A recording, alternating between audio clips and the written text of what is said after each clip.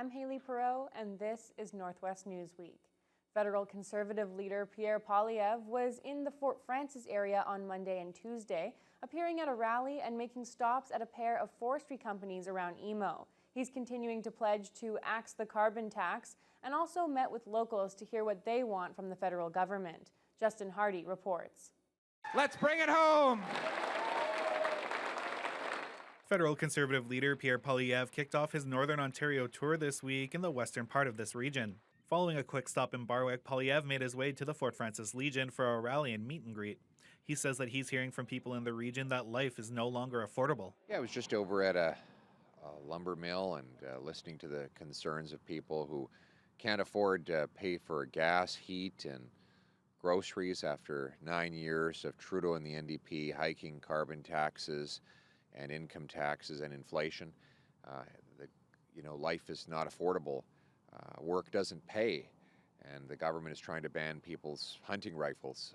None of it makes sense. During the rally, Poilievre brought out his comprehensive plan that promises to reduce the cost of living, reform taxation through a dollar-for-dollar tax fairness policy, and reduce red tape on permits for new mining projects and road construction. He also promised to combat crime with tougher bail restrictions against repeat offenders and stopping the decriminalization of illicit drugs, as well as banning safe supply sites. During the rally, he emphasized the road to the Ring of Fire as a priority the country needs. Infrastructure, we want to start building roads again. We need to build the roads. I know our current federal government is against roads for strange environmental reasons, but obviously in rural and remote communities you need roads, trucks, and other forms of traditional transportation. That's one of the reasons why we're going to axe the carbon tax. The day following the rally, Poilievre made his way to Manitou Forest Products in Emo. He spoke to workers about reducing taxes to lower costs for companies, which he says will allow them to pay their workers bigger and more powerful paychecks.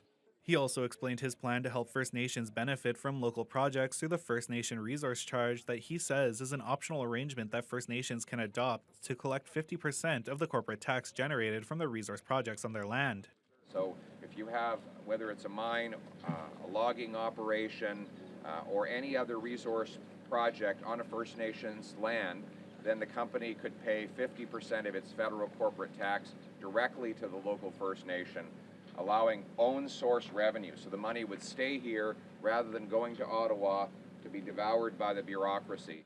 Poilievre's tour will continue east throughout the week with stops in Wawa, Hearst, Kirkland Lake, and Sudbury for a fundraising event where the maximum donation is $1,725. Justin Hardy, TBT News. 3 boaters are back home safe and sound following a frightening experience on Lake Superior last Sunday. Scriber OPP Constable Matthew Foster says the boat ran aground in thick fog off an island near Rossport. Our Provincial Communications Center received an SOS message from a boater's iPhone saying that they were in distress and they had come aground somewhere, unsure where they were. Nipigon OPP quickly mobilized and launched their Marine unit. The Coast Guard also sent one of their vessels, and the Joint Rescue Command Center brought in a search plane to help find the damaged vessel.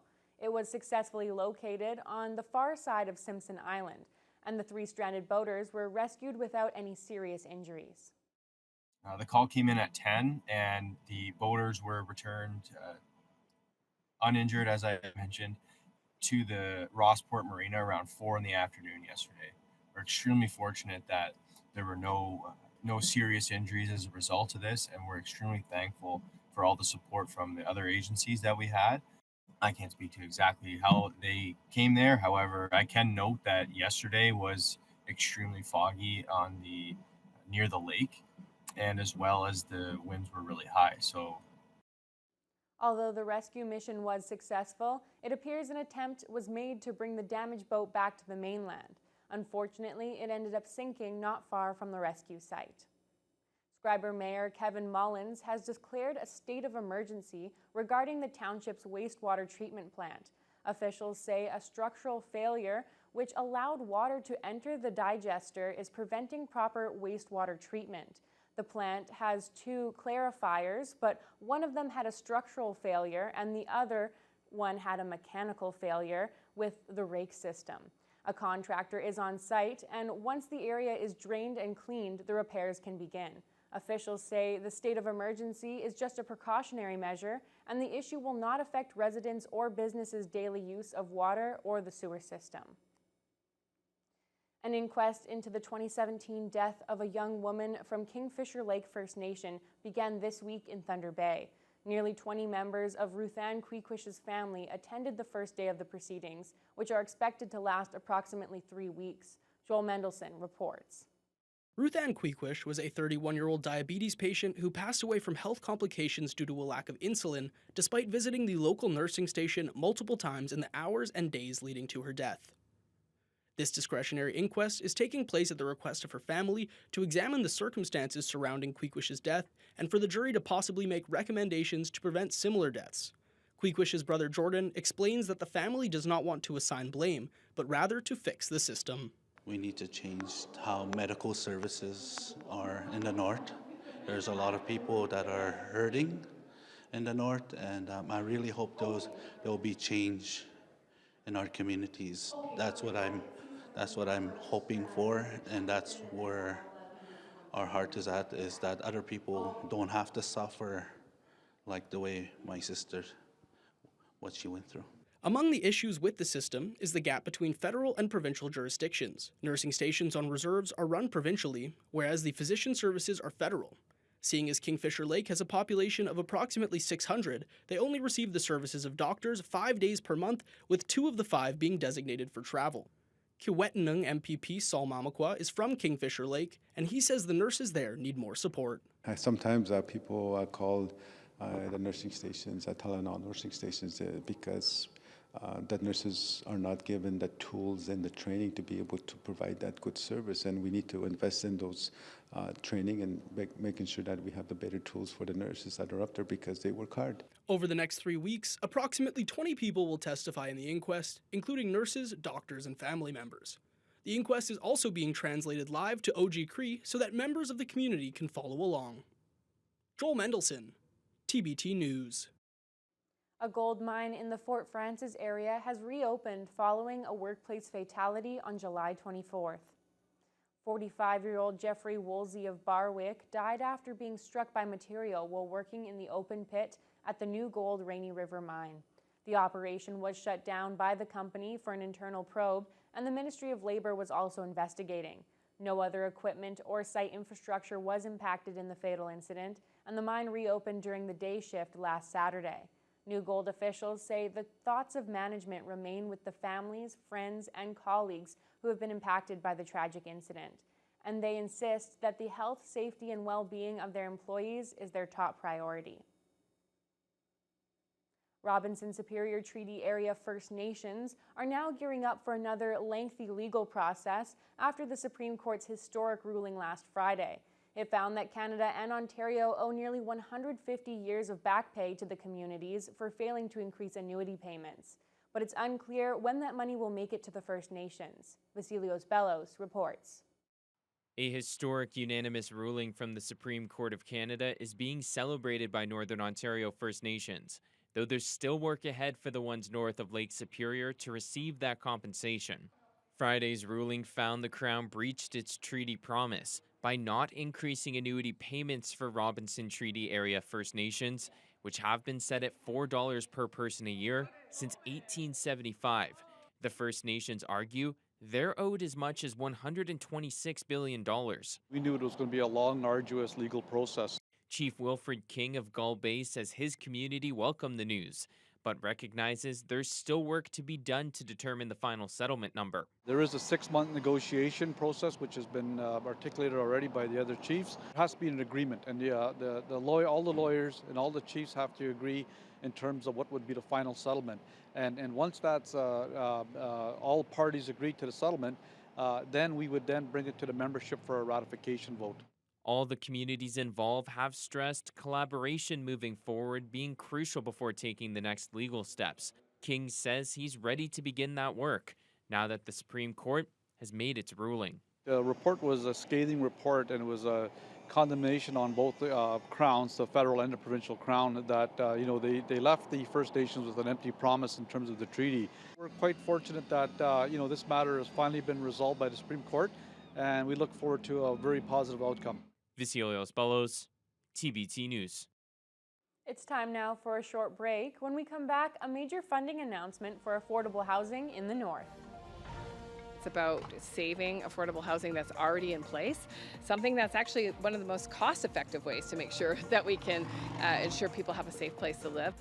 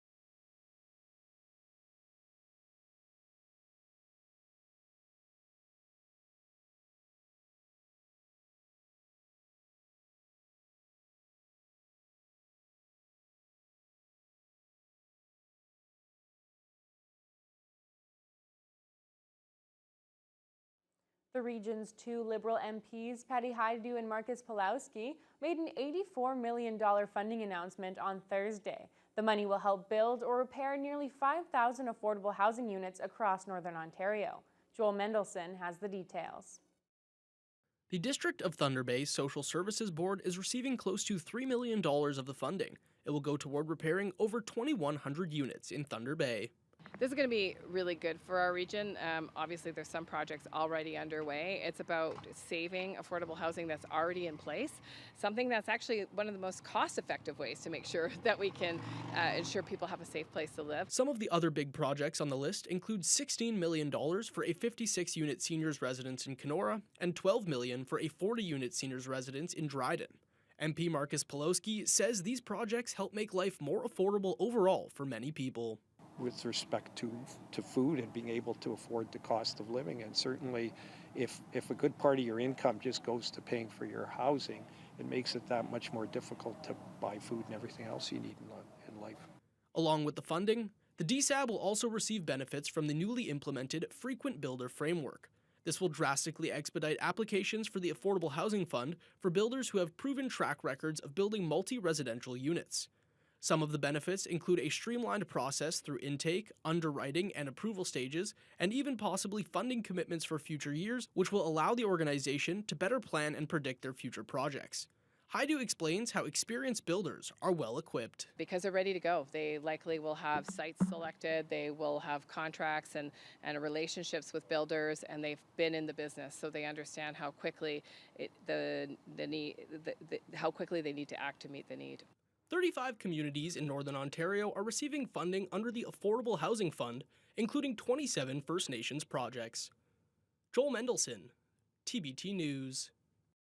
The lack of forest fires in Northern Ontario is allowing the MNR to provide a lot of help out west, where huge forest fires continue to rage. Right now, Ontario has 276 personnel deployed in the western provinces. Many of those staffers are from the Northwest region, and the latest group flew up last weekend. At this time, Ontario Fire Rangers are working in Manitoba, Alberta, and British Columbia, and we have additional personnel and resources deployed to Saskatchewan and the Northwest Territories. The massive wildfire sweeping through Jasper National Park in Alberta has consumed about a third of the small town with it. The MNR teams consist of fire ranger crews, incident management members, and air attack officers. They've all been deployed out of our province to help the western areas at risk. Fire Information Officer Alison Bazubiak speaks more about Ontario's mutual aid sharing agreement. All requests for resources and assistance are carefully assessed while balancing the needs here in Ontario to ensure that we remain prepared for wildfire demands here at home. So over the course of the 2024 season, Ontario has seen consistent and widespread rainfall that has kept the fire load lower than average. So because of this relatively slow fire season that we've had so far, we have been able to provide support to our partner agencies when it's been requested. Northstar Air presented its largest ever revenue sharing check this week to Admatung First Nation. The $1 million has been accumulated over the past 3 years, and the community is now looking at potential investment opportunities for the funds. Justin Hardy has more. Admatung First Nation had cause for celebration this week as Northstar Air presented Chief and Council with a $1 million check. The money comes from Northstar Air's revenue sharing agreements with the 11 First Nations it partners with. The agreements see the company returning some of the revenue generated through flights to and from each reserve back into the community. Admatung has received over $2.5 million through the agreement so far, but this most recent payment was the first to hit $1 million. Northstar Air President and COO Jeff Stout says each First Nation receives varying amounts and can use the funds as they see fit. These funds, they go a long ways. Every community treats the funds differently, but there's been examples of building housing, supporting youth-based activities, land-based activities. Not sure what Fort Hope has planned for it yet, but ultimately these funds empower social and economic growth in the community that they otherwise wouldn't potentially have access funds to. Admatung's Chief and Council announced that they would be looking into potential investment opportunities to put the funds toward. Chief Saul Etlikin said he had a feeling the agreement would be beneficial for the community. I thought anyways that wasn't in council when that happened, that if we stick with the airlines through the ups and downs, one day it's going to be beneficial, and we're coming together to support the airline as much as we can from our community.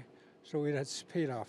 In addition to revenue sharing agreements, Northstar Air's community partnerships also see the company working with each community to create new business opportunities and employment, as well as an education grant for community members who are studying aviation anywhere in Canada. Stout says the company really appreciates the communities and the partnerships they have formed. They're amazing, and we're a lot of gratitude on the Northstar side to have a partnership like this.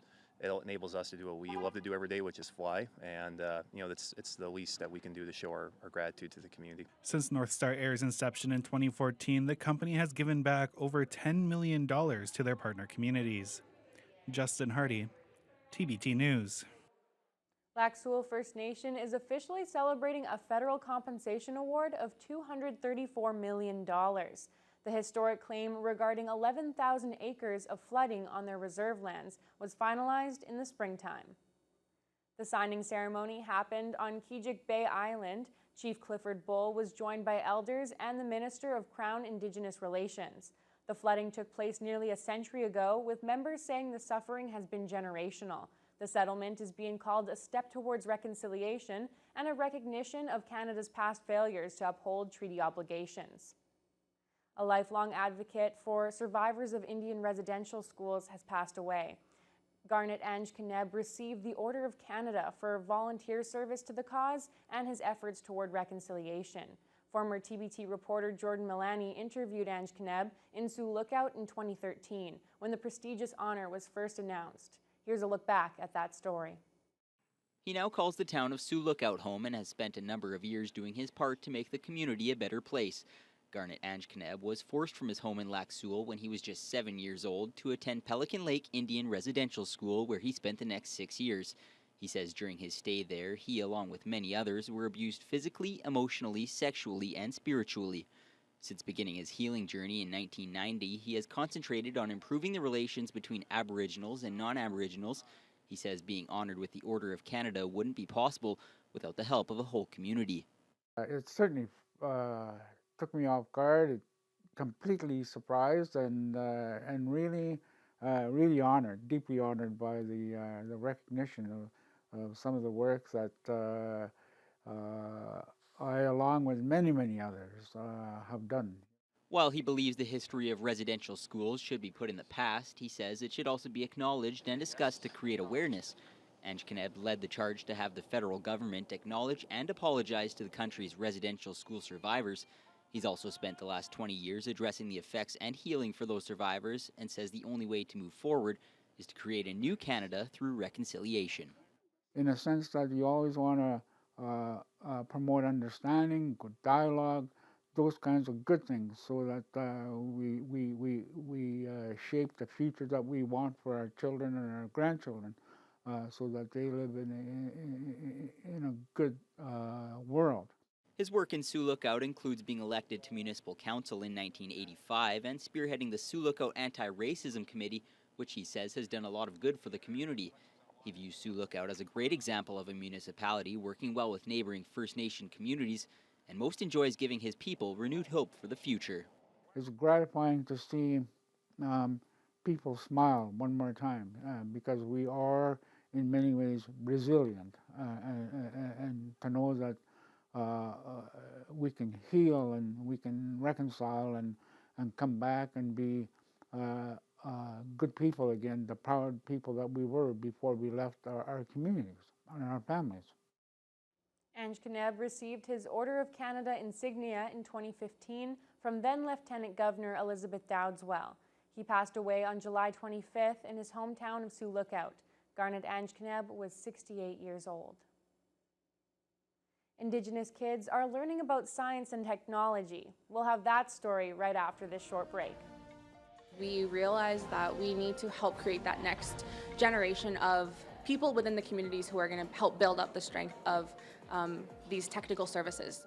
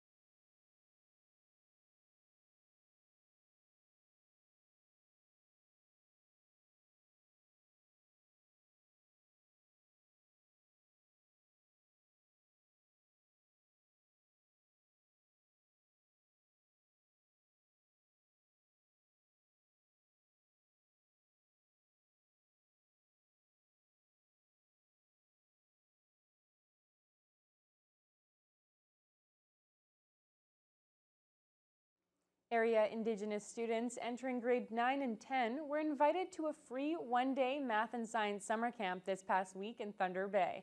The STEM camp featured groups' mentorship sessions, games, and prizes, but also a glimpse at their potential future careers. Jaden Billick has more. Students with an interest in STEM had this opportunity to explore different interactive workstations with a number of specialized guests and learn about each field in detail. The free event was organized by the Ontario First Nations Technical Services Corporation. Communications Manager Chelsea Johnson speaks more about this unique summer camp. So STEM is science, technology, engineering, and math. And basically what we're trying to do today is to promote careers that are in those STEM fields amongst Indigenous youth, because a lot of our communities need more people in those fields to kind of like help the community long-term sustainability. The day was full of different indoor and outdoor activities. Mining Matters was there, presenting their station full of different geodes and figuring out which ores were more conductive than the others. Meanwhile, Science North introduced the students to basic coding theory in electronics and translated that practice to a real robot, where they then battled against one another in a balloon popping dispute. Indigenous initiatives and STEM specialist from Science North, David Bates, speaks more. Technology, engineering, and math are kind of the backbone upon which most industries are built, right? And so if you don't have a strong understanding of how to build the robots and can code the solutions for the problems, you can't solve those problems because you don't have the skills to do so. So you gotta have people interested in all those things so that you can build cool stuff and build the future. Johnson says organizers of this event recognize that creating the next generation of individuals who will be a backbone for the future of society is imperative.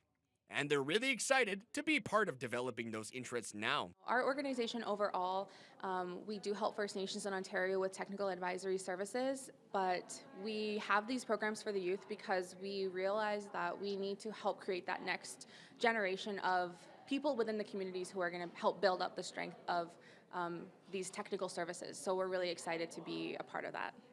Jaden Billick, TBT News. Police and emergency crews responded to a scary crash north of Emo last weekend. The single vehicle collision happened on July 26th on Highway 615, just east of Highway 71 to Nestor Falls. The fuel truck lost control and rolled over. Police, EMS, and fire crews from Chapel, Emo, and La Valley attended. OPP say the driver was sent to hospital with minor injuries. Fire officials say there was a minor spillage of gasoline from the tanker. A hazmat team was brought in from Thunder Bay to oversee the scene and perform the cleanup. That's all for this edition of Northwest News Week. We'll be back next week with more of the top stories from across the Northwest.